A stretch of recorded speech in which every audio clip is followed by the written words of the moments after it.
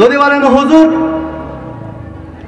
এই কোরআনের আইন প্রতিষ্ঠা করা বাদে পৃথিবীর মধ্যে শান্তি প্রতিষ্ঠা হওয়া সম্ভব, তাহলে চলুন, আমার দেশ স্বাধীনতার 54 বছর পেরিয়ে গেছে, আমার দেশে শান্তি প্রতিষ্ঠা হয়েছে নাকি?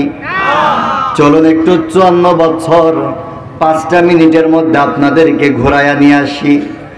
আমার দেশের স্বাধীনতার 54 বছর আপনাদের 5 মিনিটের মধ্যে একটু ঘোরাইতে চাই, কতটুকু শান্তি আমরা প্রতিষ্ঠা করতে পেরেছি।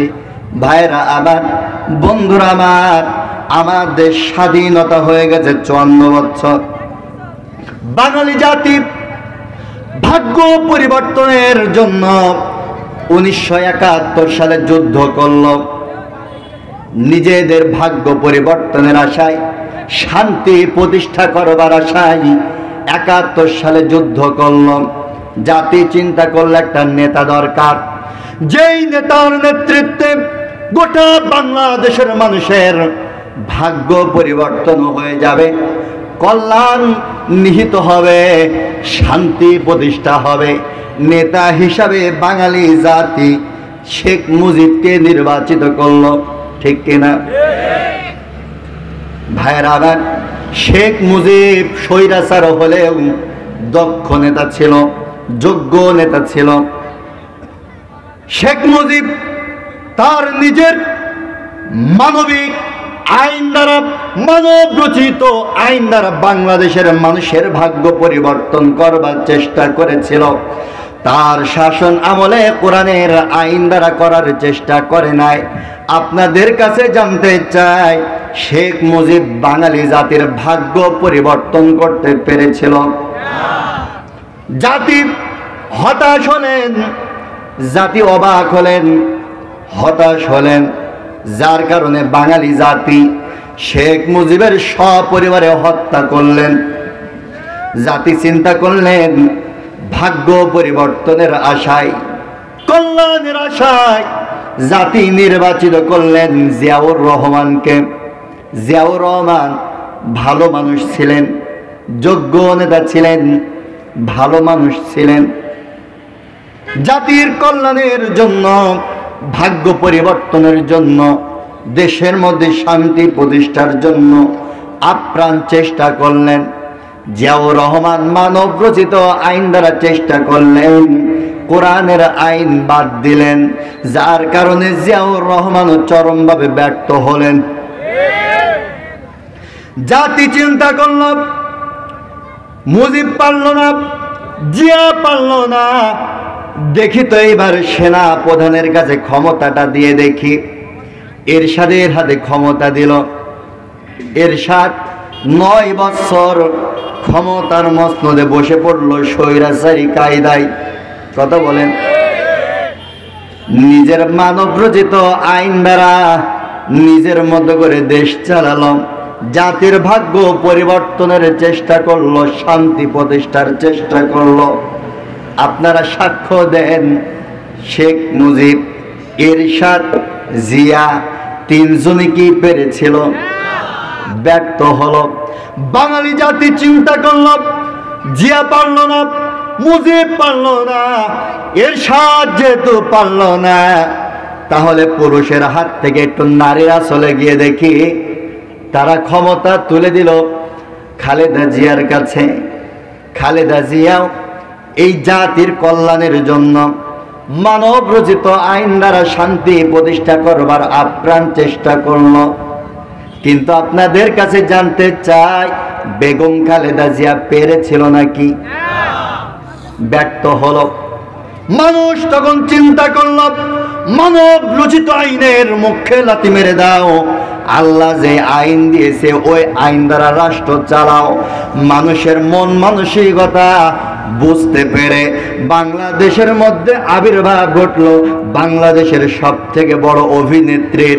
চিন্তা করলো, বাঙালি জাতি যেহেতু মুসলিম, তারা এখন চায় কোরআনের শাসন, ইসলামের শাসন। অমনি এই বাংলাদেশের সব থেকে বড় অভিনেত্রী মাথার মধ্যে কালো একটা পট্টি বাঁধলো, হাতের মধ্যে একটা তসবিহ নিল, ঘন ঘন উমরা আর হজ করা শুরু করলো। জাতির উদ্দেশ্যে ভাষণ দিলেন, ও আমার দেশের জনগণ দিয়ে শোনো মন, আমাকে যদি তোমরা পার্লামেন্টে যদি আমাকে পাঠাইতে পারো, আর দেশের রাষ্ট্র ক্ষমতা যদি আমার হাতের মুঠার মধ্যে যদি আনতে পারো, তাহলে আমি মদিনার সনদে রাষ্ট্র গঠন করব, 10 টাকার চাল খাওয়াবো, আর ঘরে ঘরে চাকরি দেব। জাতি মনে করলো মাশাআল্লাহ মাশাআল্লাহ, এইবার ভাগ্য পরিবর্তন হবে, বাঙালি জাতির ভাগ্য পরিবর্তন হয়ে যাবে, দেশের মধ্যে শান্তি প্রতিষ্ঠা হয়ে যাবে। এই চিন্তা করে বাঙালি জাতি ইসলামের আশায়, কোরআনের আশায়, আল্লাহর আইনের আশায় আমার বাংলাদেশের লেডি ফিরাউনের হাতে ক্ষমতাটা তুলে দিল। যেই না ক্ষমতার মসনদে বসে গেছে, শয়তান তার আসল রূপে ফিরে গেছে।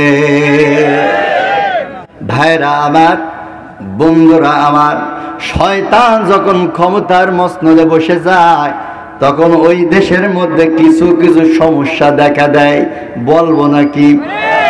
ভাইয়ার আমার, যেই দেশের মধ্যে শয়তান মার্কা সরকার ক্ষমতার মসনদে বসে যায়, ওই দেশের মধ্যে জ্ঞানী মানুষের কদর কমে যায়, মূর্খ মানুষের কদর বেড়ে যায়।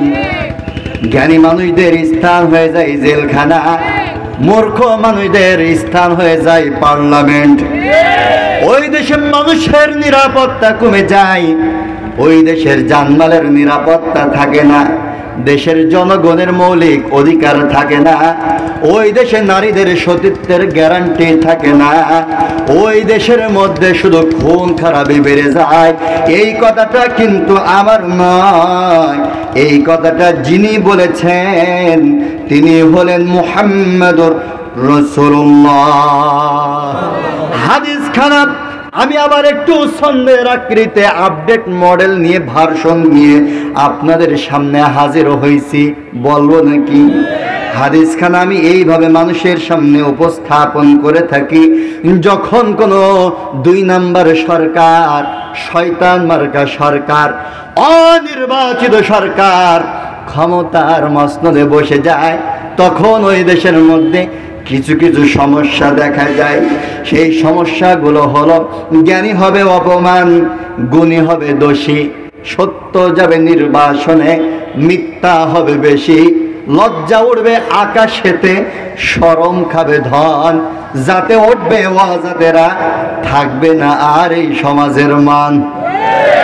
জ্ঞানী হবে অপমান জ্ঞানহীনদের কাছে, এই কথাটা আল্লাহ রাসূল হাদিসে বলে গেছে। যতই করো বাড়াবাড়ি, মৃত্যু তোমার হবে।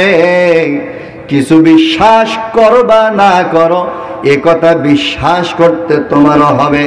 যেদিন তুমি মারা যাবে, সবাই তোমার দেখতে আসবে, দেখবে তোমার লাশ, কেউ খুঁড়বে কবর, আর কেউ কাটবে বাঁশ, কেউ করাবে গোসল, কেউ করাবে দাফন।